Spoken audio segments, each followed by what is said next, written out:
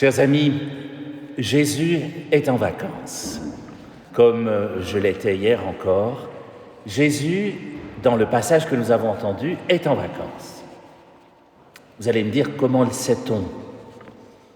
Bien, le texte nous le dit, avec ces mots à lui. Tout au début de notre évangile de ce matin, on nous dit que Jésus s'est retiré. Il est donc en retraite, en temps de repos. Et on nous précise qu'il s'est retiré dans la région de Tyr et de Sidon. Ça représente les beaux endroits de l'époque, les stations balnéaires, si l'on peut dire. Même si on imagine assez mal Jésus revêtu de crème solaire sur la plage, évidemment. Mais il est en vacances. Je ne sais pas si vous êtes comme moi, mais quand je suis tranquille sur une plage, j'ai une sainte horreur qu'on vienne me déranger pendant ma sieste ou dans ma lecture, lorsque je suis en vacances. Le reste du temps, on peut m'appeler n'importe quand, même la nuit, je réponds. Mais en vacances, c'est différent. Et c'est exactement ce qui se passe ici, la plage, la sieste et la lecture en moins. On vient déranger Jésus dans son temps de repos. Une femme vient lui demander de guérir sa fille, une femme de l'endroit, donc une étrangère pour Jésus, puisqu'il est à l'étranger. Et que fait-il ? Eh bien d'abord, il ne répond pas. Je le comprends un peu, Jésus. Moi, sur la plage, quand je suis encore à moitié endormi, je ne réponds rien à la première personne qui m'interpelle, surtout si c'est encore le marchand de bibelots qui passe pour la 42e fois essayer de me refourguer ses objets. Seulement dans notre épisode, les amis de Jésus s'y mettent. Et ça, c'est dur, quand les gens qui sont autour de nous s'y mettent aussi pour nous tirer de notre sieste et nous dire « c'est important, tu devrais écouter ». Et pour Jésus, ce sont ses disciples qui lui demandent d'intervenir. Et là, Jésus va réagir. Il dit « non. Non, je ne suis pas là pour ça ». Mais ensuite, c'est la femme elle-même qui reprend la parole et qui s'adresse à Jésus. Se passe alors un dialogue étrange que vous venez de réentendre, qui parle de petits chiens, de miettes tombées de la table. Et sur ce, Jésus affirme tout à coup que la foi de cette femme est grande.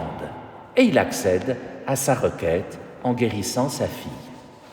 Il y a de nombreuses suppositions sur le sens à donner à ce passage aux chiens, aux miettes, à la table. Il y a des articles entiers qui ont été écrits là-dessus par des théologiens bien plus savants que moi. Pour ma part, quand un passage me semble étrange, plutôt que d'essayer de l'expliquer, ça allume d'abord un petit clignotant jaune dans ma tête. Et je me dis, attention, il y a peut-être là quelque chose à comprendre d'un peu plus profond que ce qui apparaît au premier abord. Alors essayons de le faire ensemble. Reprenons. Jésus est à l'écart, dans un pays étranger, il se repose. Une femme étrangère vient le trouver en lui disant que sa fille est tourmentée par un démon. Première réponse, le silence. Et quand il y a le démon dans le coup, c'est pas plus mal, le silence, vous savez. Jésus passe son temps à nous dire qu'on ne négocie pas avec le démon, jamais. Mais les disciples insistent. C'est pas cette femme qui est tourmentée par le démon, c'est sa fille. Alors Jésus détourne la demande et dit « Je suis pas là pour ça ». Et ce faisant, il nous tend un miroir. Combien de fois avons-nous la tentation de dire « Je suis pas là pour ça, c'est pas mes affaires, ça me regarde pas ». Parce qu'elle est très subtile, cette tentation. C'est très subtil de dire « c'est pas mes affaires ».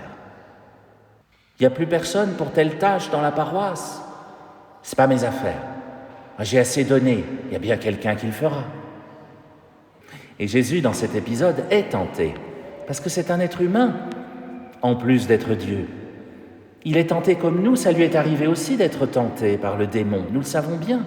Et c'est le cas ici. Il est tenté de dire « ça ne me regarde pas, c'est pas mes affaires, il y en a d'autres qui le feront bien mieux que moi ».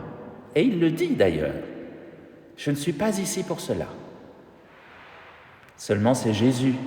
Il est bien meilleur que chacune et chacun de nous, donc il va corriger le tir tout de suite. Il va se rendre compte immédiatement qu'il a été tenté, mais qu'une autre réponse est attendue et que bien sûr que si, ce sont ses affaires. La femme étrangère insiste, il y a un petit dialogue et Jésus va lui dire qu'elle a la foi et que sa foi est grande en plus. C'est une étrangère, elle n'a pas la même foi que lui et probablement que ses disciples se disent « Qu'est-ce que cette étrangère vient déranger le maître ?» Elle ne pense pas comme nous. Mais Jésus est Dieu en plus d'être homme et donc lui sait juger de la foi de quelqu'un. Seul Dieu peut juger de la grandeur ou non de la foi de quelqu'un. C'est ce que Jésus fait ici avec cette femme cananéenne en lui disant « Grande est ta foi ». Rappelez-vous, c'est loin d'être un détail, cette femme est étrangère. Ça veut dire qu'elle ne croit pas au même Dieu que Jésus. Et Jésus lui-même vient lui dire « Ta foi est grande ». Intéressant. Face à quelqu'un d'une autre religion, face à quelqu'un d'une autre culture, est-ce que nous nous posons cette question? Est-ce que nous nous disons peut-être que Dieu juge que sa foi est grande? Peut-être même que sa foi est plus grande que la mienne. Ce musulman qui fait le ramadan, ce juif qui s'apprête à célébrer Kippour, ce bouddhiste que l'on découvre en prière quelque part, est-ce que nous le jugeons d'emblée dans notre cœur en disant « Oh ça, c'est pas ma religion, c'est son Dieu à lui, c'est pas mes affaires » Ou est-ce que nous nous disons « Dieu le voit et dit peut-être « Ta foi est grande ». Comme Jésus regardait cette étrangère. Posons-nous ces questions face aux personnes qui ne pensent pas comme nous.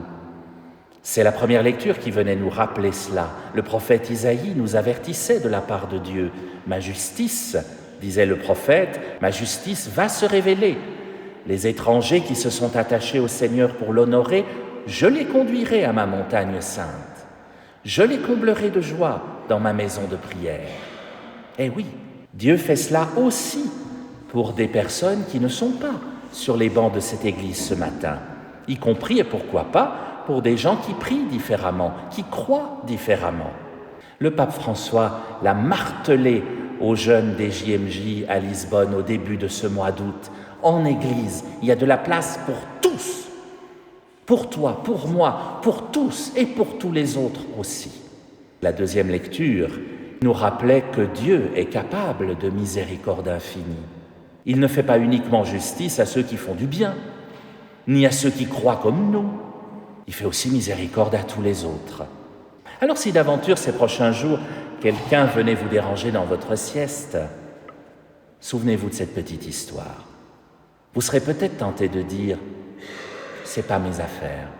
Mais souvenez-vous, Jésus aussi a été tenté comme vous et il a fini par dire « si, ce sont mes affaires, alors je vais y aller ».